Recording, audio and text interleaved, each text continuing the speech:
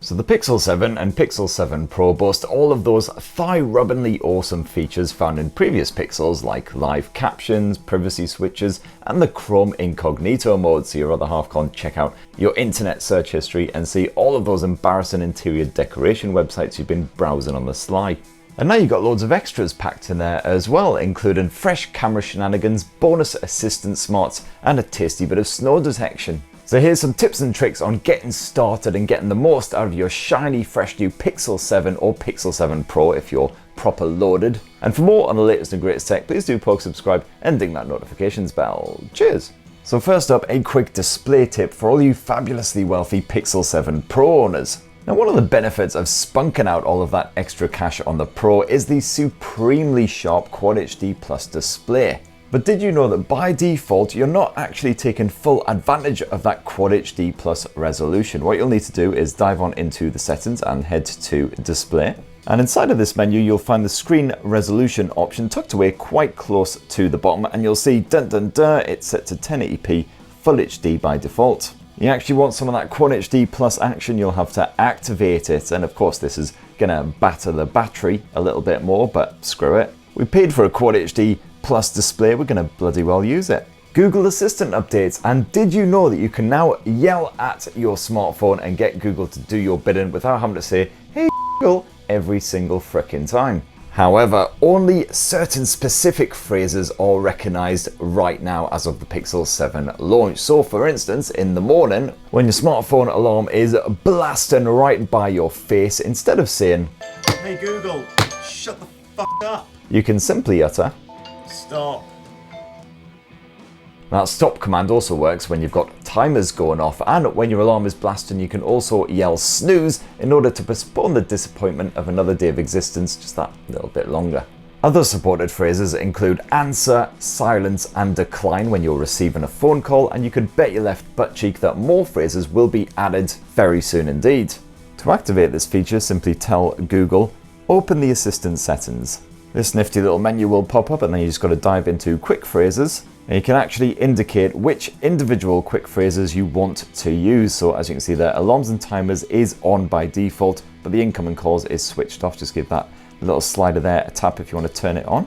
Now another handy tool that's really come along in Android 12 and now in Android 13 is the at a glance feature.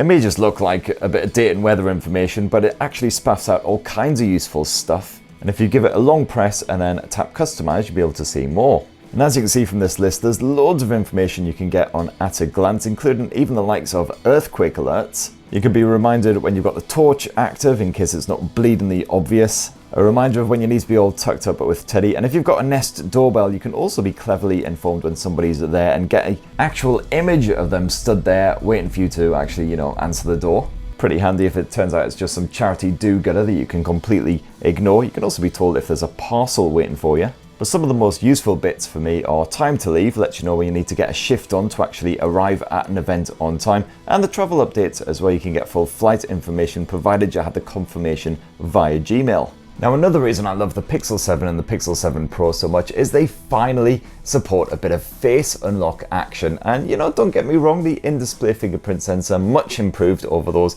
pretty dire Pixel 6 efforts, but sometimes your fingers are a bit damp or a bit sticky for whatever reason, and you just need that face unlock as a backup.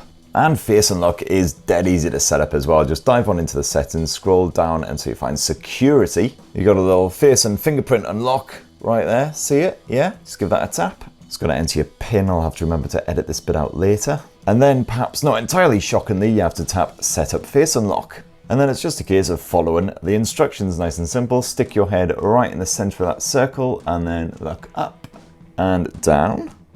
Oh, it's very much not like in the top of my head, possibly too much light reflecting off it. And then you've got a couple of different options once you're all set up. Require eyes to be open, definitely recommended in case you're worried about anyone just slipping the phone up to your face while you're asleep and unlocking it that way. This will mean you'll definitely have to take your shades off when you want to use face unlock, however, and you could also skip the lock screen entirely, just jump straight on into your desktops once your mug is recognized. And Google has also generously chucked in 3 months of YouTube Premium access when you purchase a Pixel 7 or a Pixel 7 Pro. But what does this actually mean?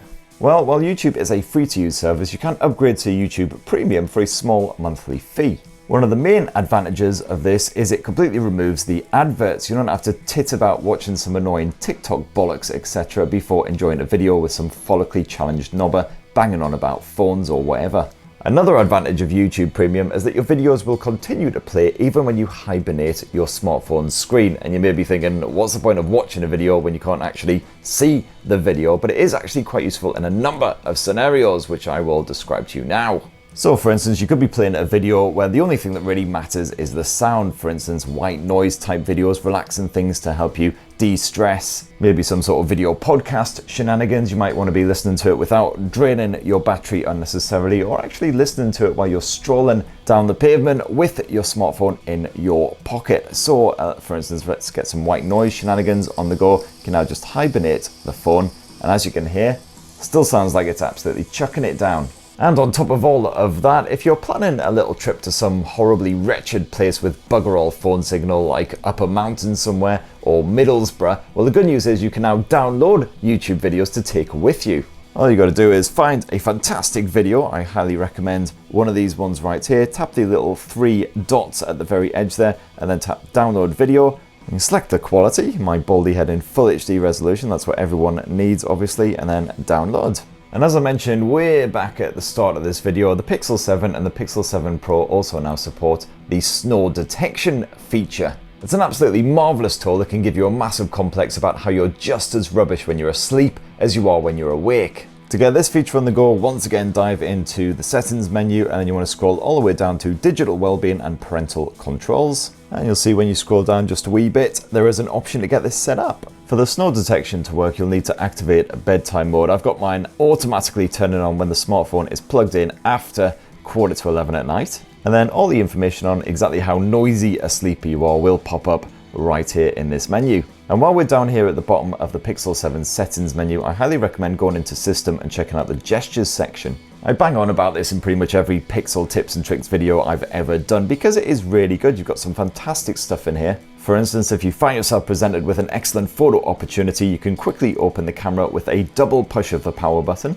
And I also really like the one-handed mode as well, especially when I'm using this absolute behemoth, the Pixel 7 Pro. With this active, all you've got to do is flick down this little bar here at the very bottom of the screen, and as you can see, that drags down the entire display so you can reach stuff up right at the top end of the screen. Now, if you happen to like blasting your mate's kneecaps off for fun or punching gribbly things in the face with a massive club, well, good news. The Pixel 7 and the Pixel 7 Pro are pretty bloody good for you gamers, and you've got the added bonus of Google's Game Dashboard feature.